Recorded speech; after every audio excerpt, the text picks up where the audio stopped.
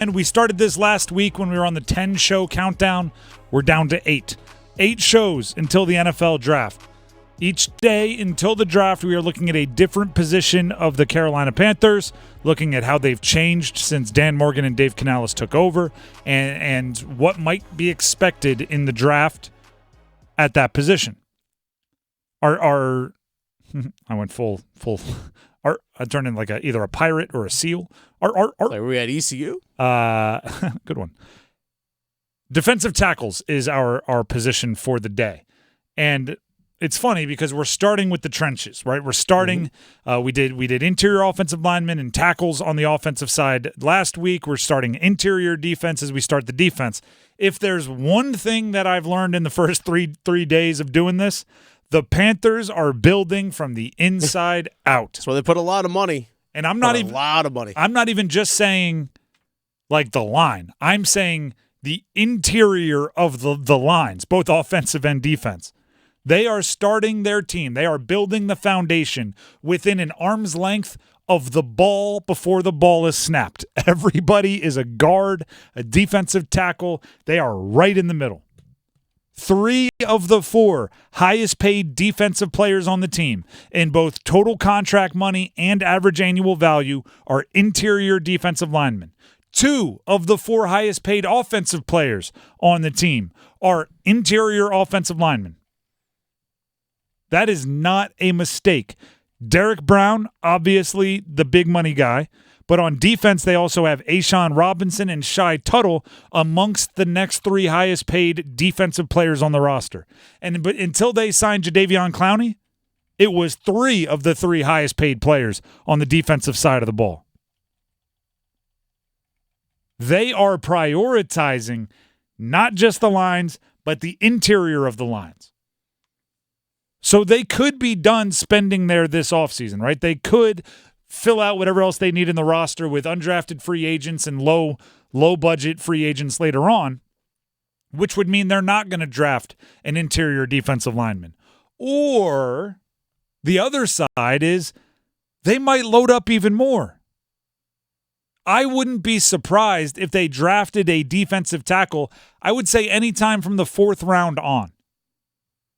I think every pick in the first 3 rounds, and they don't have one in the first, so every 2nd and 3rd round pick they have or trade into, I think they have to pretty much aim for starters, right? Yes. If you're picking day 2, yes, you have to pick someone you're ready to slot in right now to a starting lineup, or by midway through the season. Like it's got to be someone close. It's got to be a key contributor right away. I don't think there's that ability at defensive tackle right now because A'Shawn Robinson and obviously Derrick Brown are there. So Shai Tuttle coming back as well. Shai Tuttle, nose tackle. So those are kind of already taken, the starting lineups. But starting in the 4th round, I don't know if you can bank on any 4th round plus guy walking into a starting lineup. I don't think they necessarily need it, but they've shown the middle of the trenches is their biggest priority. So I could see them in that draft room going, you can never have too many interior defensive linemen. If there's one they like, they can talk themselves into it because it's their main priority. Right? It's the same as, Mike McDaniel with the Miami Dolphins, their coach. Starting about round 4, do you know what he's probably doing? Guys, we could use another receiver. We might not need it, but there's this guy I like because Mike McDaniel likes having a herd of fast guys. Right? There are certain teams that have certain positions where it's like, we could use another. We don't need it, but we could. The Philadelphia Eagles, if there is an edge rusher from either Alabama or Georgia and they have not been taken by the 4th round, I'd almost guarantee they're going to do it whether they need it or not, because that's what they do. The Panthers are starting to look like an organization that if there's an interior offensive or defensive lineman that they like, they're just going to make the pick whether they need it or not. If there's one out there on a reasonable ask in free agency that they like, Dan Morgan's going to go like, yeah, sure, why not? Can't have too many. It's 3-and-D wing in the NBA. Mm-hmm. It's lefty relievers in Major League Baseball. Yeah. You can't have too many. right? It's defensive backs in the NFL. There's a few position rim protectors in the NBA. It's like, yeah, you know what? I didn't come into the draft needing one, but if he's there and he's available, can't have too many. Plus, we saw Ejiro Evero last season, just something he does often, but he likes to rotate his defensive line a lot. So adding Robinson, in my opinion, it allows LeBron Ray and some of those other guys that were starting last year to be the rotational pieces coming in. So it increases your depth because these guys are already familiar with the system too. And a guy like Robinson's going to free up guys like Josie Jewell and the other linebackers to just be free roaming and making tackles all over the place. The goal in roster building is to get every position to where you have it on the interior defensive lineman. Mm-hmm. You have a stud who you think is an all-pro. You have at least two that you're really excited about that are starting caliber NFL players that can take advantage of your stud who you think is an all-pro.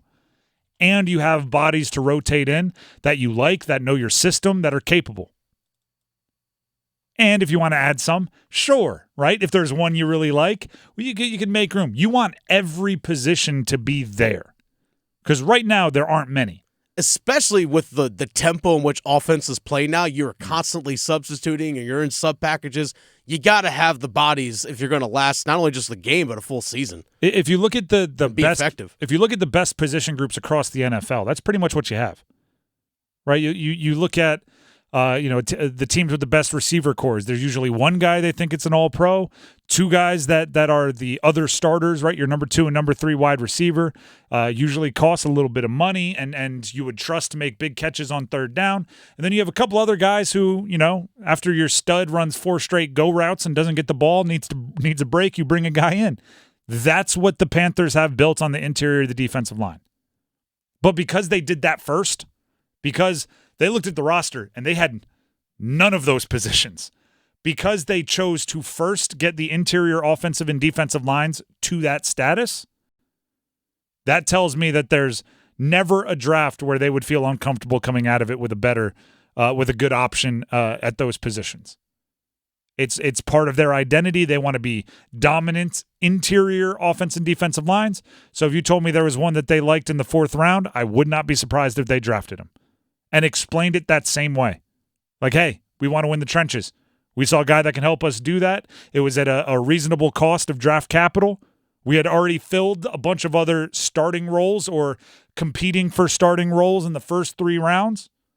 So we had a pick that could be a little bit more of a luxury. We went straight to our bread and butter. I don't think there's anything wrong with that.